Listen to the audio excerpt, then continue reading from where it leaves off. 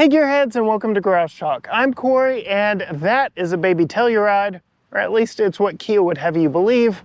That is the 2024 Kia Seltos, one of the smallest SUVs in their lineup, and it received a full refresh both outside and in for the 2024 model year, but not a full makeover like its cousin over from Hyundai with the Kona.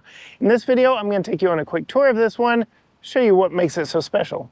Stay tuned.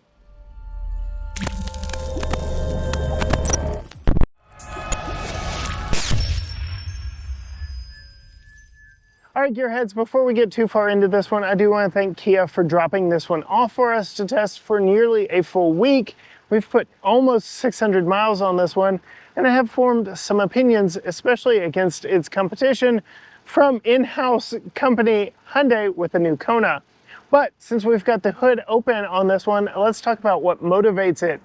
This is powered by a 1.6-liter turbocharged 4-cylinder mated to an 8-speed automatic transmission, routing power to all 4 wheels. And unlike the Hyundai Kona I've referenced a couple of times, which we just came back from a media drive of the 2024 Kona before receiving this, this has 195 horsepower and 195 pound-feet of torque. The new, bigger Hyundai Kona actually lost power and is riding with 190 horsepower in the 2024 model. So this Kia Seltos is smaller, lighter, and slightly more powerful, and perhaps even more fuel efficient. We'll talk about that when we get to the inside and I show you the screens. Another one of the key competitors for this vehicle, as noted by Hyundai and Kia, is the Subaru Crosstrek, which itself is all new for 2024. It uses a 2-liter 4-cylinder boxer engine, making 152 horsepower and 145 pound-feet of torque, but it is mated to a continuously variable transmission. I will say the real star of this vehicle and its powertrain is that 8-speed automatic. Closing the hood, we can appreciate the updated styling for the 2024 model year. Really evident up front here on the nose of it with all the LED lights, the LED running lights, LED headlights, LED turn signals, LED fog lights, LED all the things up front here. And Kia really has been doing a lot of interesting things, especially with their LED running lights. You can see kind of this check mark here on the side and the way that it flows into the grille. It really does give this vehicle a premium look, especially when you see it in the dark. It really does stand out amongst its peers, and all it took was a little bit of additional LED lighting. You can see not only do we have the LED turn signals there in the headlight housings, but we also get LED turn signals on the mirrors themselves. As we pull around to the side here, you can see the new Pluton Blue that they unveiled this vehicle painted in when we first saw it at the 2022 LA Auto Show. It is a really nice, fun color, and we have tested actually another one of these Kia Seltoses in a Valet Green that really looked a little more polarizing than this Pluton Blue does, but it is nice to know that color is absolutely coming back and that Kia is leading the charge. Another thing Kia does very well are wheel designs. Very unique design here with the inner part being black and all the bright work being around the tire. Gives it a very interesting look when it's on the road as well. They're wrapped in 235/45 R18 Kumho Majesty Solus tires. And in the miles that we've put on this one, they've been all right, but there has been a little bit of road noise. I'd say that's more due to the overall platform, not necessarily those tires. As we move around to the size, you can see the overall profile of this vehicle. It is on the smaller side. As I mentioned, we did test the new 2024 Hyundai Kona, which is a sibling of this vehicle, but for 2024, they are on different platforms, which we fully expect to see the newer version of this Seltos riding on very soon. but for now we just get this facelifted version. I do really like how we have the dual color paint job on this one. So we get the Pluton blue down low, but separated by this bright work here on the belt line, we get a black roof. It really just gives it a nice contrast. I don't think I would really like this Pluton blue as much without that black roof, but that is definitely something in my preferences. Let me know down in the comments below what you think of the two-tone paint on this one. As we move around to the back, you can see the LED lighting is falling a little short back here. So we do get LED running lights that do mimic the lighting up front, but we get incandescent turn signals back here. I will say from the 2024 Hyundai Kona Limited, we do get full LED lights all the way around in that one. So that is a failing of this older platform that the Kia still has to run on. You can see the updated brand badging as far as the naming of the vehicle. They have streamlined that for all models to get the same kind of font there. And this 4X denotes that we do have all-wheel drive. We don't get a power operated rear hatch. Yet again, another shortcoming that the updated Hyundai Kona does get, and I expect to see in future versions of the Seltos when we get a full redesign. But you do see we do get a fairly ample amount of cargo space back here. I don't really care for these hard parcel shelves. It is attached to the hatch here, but it just seems like it creates more of a problem when it comes to storing larger things. But as you can see here, we do have an adjustable floor. So we have it in its lower setting right now, but you can lift up on this handle here, pull the floor out, lift it back into place, and now it is a flush load floor that makes it easier to load in and load out. And then you have all this storage underneath where your temporary spare tire is. And you can see, again, talking about the road noise we'll address later, this is perhaps one of the biggest culprits right here. No sound deadening in here to really keep out all that road noise. But again, very simple to give yourself some additional storage room simply by pulling that out and dropping it down. And of course, yes, a manual hatch. Before we hop inside on this rainy gray day, I did want to show you the key, typical Kia key, nothing too spectacular here. It is their detonator style. I really like it. It makes you feel really cool when you lock it, but you have lock, unlock, your panic button. You can deploy a physical key here. This one does also have remote start, but it is a proximity key, so you can keep it in your purse, your pocket, wherever you keep it, and just come up to the vehicle. It isn't a passive entry, so there's nothing on the back of the door handle here. You just push this button right here, and that unlocks all four because we only get those buttons on the front two doors. Push it again, and it will lock them all. Opening the door and looking inside, we get a very interesting look here on the Bose speaker grills. We'll talk more about that once we actually get in and close the doors, but even the tweeters are that way. Your mirror and window controls are all right here, but express up and down is only on the driver's door, which is about on par for this class. Coming down to the seat, before we hop in, I do want to note it is a power driver seat with two-way lumbar. The passenger seat has to deal with manual controls. Let's go ahead and climb into this one, close the door, reach around, put our foot on the brake and start the vehicle up. Let it chime up, and I will note we do have two 10.25-inch displays here for the infotainment and for the driver information center. So very nice look here. Again, the Hyundai Kona gets two 12.3-inch screens, so we are running a little bit older platform here. We also don't get the blind spot cameras that activate when you put the blinker on, much like the limited version of that new Kona either. But again, this is something that I do believe will be rectified when the Seltos switches to that new platform. Starting over my left knee, we get our brightness controls, a couple of dead panels here, another one there, and your traction control. All your lighting controls are here, your wiper controls, including your rear wiper here, and all your buttons here for your driver adaptive navigation, adaptive cruise control here, and all your radio controls. I'll get it out here eventually. I do really like this. Has highway drive assist, and like I said, navigation, adaptive cruise control. So if it knows that you're about to come up on a big curve, it will slow you down so you don't go barreling into it. I did mention we were going to talk fuel economy. I have put nearly 600 miles on this, and I've been filming today, so that number has been dropping, but we have seen 28 even pretty consistently since before filming today in this one. I do really like, this is something that they borrowed from the new Telluride, the updated Telluride, this gauge cluster. This is the new dynamic screen. It does adjust with lighting conditions outside, and as you're driving, you'll see like stars whirring by. It's a really cool look, but you can actually come over here into setup and go into screen layout, and you can select your classic screens as well, whether it be your sport mode or your eco mode. But I really like this dynamic. That is my favorite. Like I said, we first saw it in the updated Kia Telluride. It's a pretty cool look. I will say, while we're here, this does have a split screen when you're using Apple CarPlay.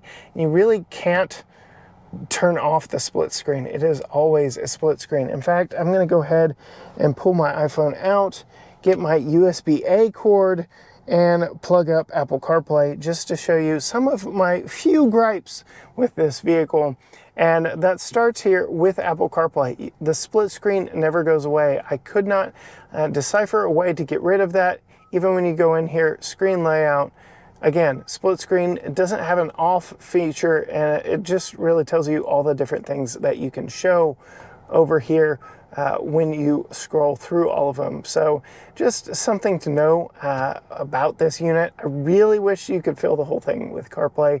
It is slightly annoying. Another interesting thing of this infotainment system is this sound mood lamp. So you can do a color theme and get it to dance with the music. And again, that goes with the unique design on those Bose speaker grills. I'll go ahead and put some B-roll over of what that looks like. But if you just want interior ambient lighting, you can do that right there. And you can turn off how it reacts to the music. So if you just want some ambient lighting, that is all that you need to do there. And you can toggle that on and off. Really like how we get physical controls here for the HVAC. We don't have to toggle through. And you also get physical controls for your volume. I have a feeling that they're gonna steal from the Sportage and the Telluride and put that dual function LED screen. Please, just leave physical controls, especially here on your smaller SUVs. I really like having physical controls and not having to toggle through everything like in that Sportage. It is nice, although I will say though, we only get single zone climate in this one. Competitors and the Kona do get dual zone on higher trims, so that's something to note. Coming down here, we have a Qi wireless charger on this pad here, USB-A interface for the wired only Apple CarPlay. I do have it on good authority. New Kia models will start rolling out with over-the-air updates that will allow for wireless, but I don't know which Kia models will receive that first outside of the all-electric EV9. We do have USB-C ports in here, but they're only for charging. We get one up front here and two back in the back. A little bit of storage up there. We do get a mechanical gear selector for our 8-speed automatic. Really like that. Our drive mode control has normal, sport, and smart. Get heated front seats, a locking all-wheel drive system, hill descent control, and a parking button for your rear camera. No 360 cameras on this, but you do get trajectory. That also comes on when you put it in reverse. I like that. Works fairly nicely. I will say these cup holders don't have anything in it to keep bottles from flopping around if they do not fit in here fully. That's kind of a shortcoming. Electronic parking brake, electronic park hold, a little bit of interesting storage right here. You can set your phone up in it really nicely. I do like the center console's ability to pull out or slide back, just so you've got a good armrest no matter where you are. It's a decent sized center console, nothing to write home about. And then the glove box, again, decent size, nothing to write home about. It's not damped, not lined with felt. And then our steering wheel is a manual tilt and telescoping steering wheel, so that's a nice touch. I did mention I have a power driver seat. I am sitting at its lowest setting right now, but I've got plenty of headroom, especially without the sunroof option in our model here. I'm fairly comfortable, but let's climb in the back seat and see what it's like sitting behind myself at 5'10". All right, coming up to the back doors, I already noted there are no buttons on here, so you would have to unlock them from the front doors or the key fob. They do open up rather nice and wide and allow you to get in very easily. We still get that textured pattern here on the grille covers, and we only get our power window switches on the doors. Nice rear seat here, but it does not slide. It is fixed in place. It does recline. We'll talk about that in just a little bit, and it is 60/40 split bench. But let's go ahead and pop in behind myself at 5'10" and show you just how much legroom I have sitting behind myself. Plenty. I'm very comfortable back here. I've definitely got no complaints. We do have hard plastic on the backs of both seats, so when it comes to Tucker riding back here, that's kind of a nice touch for us. We do get air vents, though they are on the back of the center console. It's not my favorite, but it's better than nothing. Subaru Crosstrek, I do believe, just got those. Not quite sure there, but yeah, very much like having those. Again, more USB-C power back here, a little bit of storage. Larger center tunnel here for the all-wheel drive system, so I don't know that you would want to put 3 people back here, but you could if you had to. We do get a map pocket on the back of the passenger seat, nothing on the driver's seat, and we get a fold-down armrest with a couple cup holders in it. All around very nice. If you want to see me put Tucker's child safety seat in, be sure and hit that subscribe button because we will be doing our family review later this week. Back here, I am sitting higher than I was up front, but I've still got plenty of headroom. Nothing to complain about here. I will reach over my shoulder, recline it just a little bit, which gives me even more headroom. I'm very comfortable back here. This is a fairly comfortable car all the way around. It is on the smaller side of the segment. Again, the Hyundai Kona did grow by nearly 6 inches, and they gave all of that to interior passenger space. So this is smaller than its now corporate rival, but again, I do see that changing soon. That's enough of inside and outside. Let's actually get behind the wheel and see how this thing drives. All right, getting in and setting off in the 2024 Kia Seltos. I've brought up the Kona in a couple of spots just because we literally left our media drive of the new Kona to come home to this. And what is interesting is while the new Kona did grow nearly 6 inches in overall length, it lost 5 horsepower in the process. So it got bigger and less powerful because they were focusing more on efficiency. This being smaller and lighter doesn't really have to worry about that. So we get the full power, 195 horsepower, 1.6 liter turbo 4 under the hood. And we do get sport drive modes in this. And with it being all-wheel drive, weather like we're getting today isn't as much of a hindrance as it would normally be in something so light with nearly 200 horsepower. But let's get out here and see exactly what this thing can do when pushed. Okay, it's no drag race car, that is for certain, but that's not what I want in this segment. I know I've gotten a lot of flack, especially on all my Subaru Crosstrek reviews, by complaining about how they aren't powerful enough. This really is the perfect amount of power for this class. 195 horsepower, 195 pound-feet of torque with a good transmission, an 8-speed transmission. That Lineartronic CVT in the Subaru is good if you put it in sport mode or S mode with their Subaru Intelligent Drive, but this is just good. I really like this 8-speed automatic. It is the unsung hero because so many of the competitors in this class either have only 6 gears or are running a CVT. Honda's running a CVT. Subaru's running a CVT. Mazda only has a 6-speed. So having 8 gears in a responsive transmission is a very nice touch in this class, and especially having the power numbers that we have in this one. I've been very pleased with this one, and I've put nearly 600 miles on this vehicle. A lot of those have been highway miles, and you might be able to tell from what the microphones are picking up, but road noise is a little on the aggressive side, I will say. There's not a lot of sound deadening in this vehicle, so a lot of road noise does transfer into this vehicle, but it's not so much that you can't carry on a conversation inside.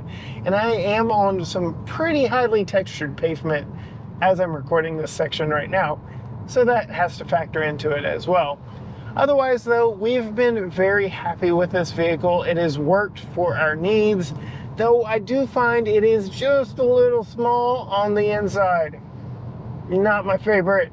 I can definitely see where you might want to step up to the Sportage, although when you get into the Sportage is really big for its class.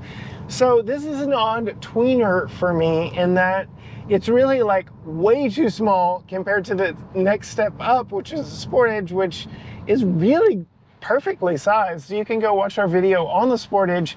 I had mostly nice things to say about that.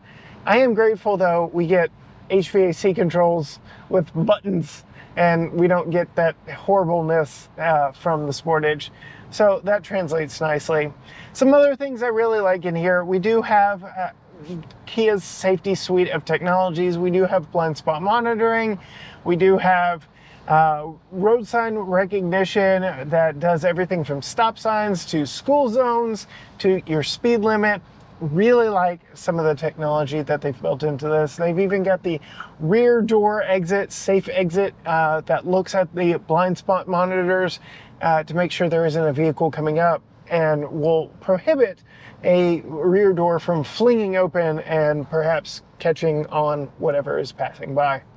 All the way around, this is a very nice car. It has been very comfortable for the nearly 600 miles that we've had it.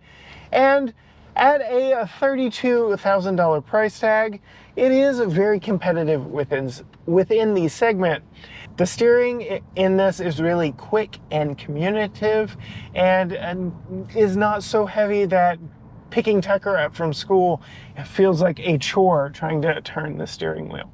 Perhaps one of my favorite things about this though, that does translate from what Kia is trying to do with its off-road ability, is just how easy it is to drive around town. You know, we have a steep driveway. I never have to worry about it. We have a 28-degree approach angle, and that also translates to dips and bumps in the road.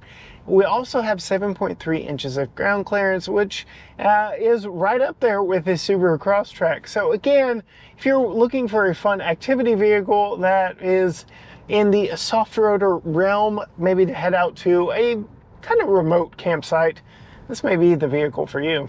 Huge thanks again once more to Kia for bringing this to us for a full week to test.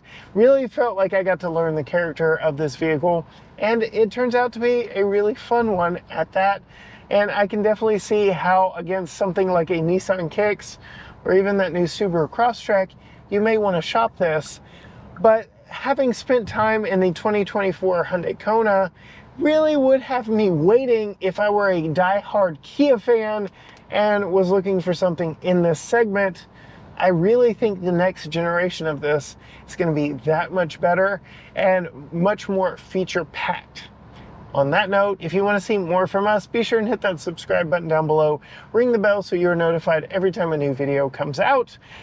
Find us on all social media platforms: Facebook, Instagram, Twitter or X, TikTok, YouTube. Everything is at GT Garage Talk, or you can go to gtgaragetalk.com. But as for me, in the 2024 Kia Seltos, the baby Telluride that Kia wants me to believe it is, until next time, gearheads, bye.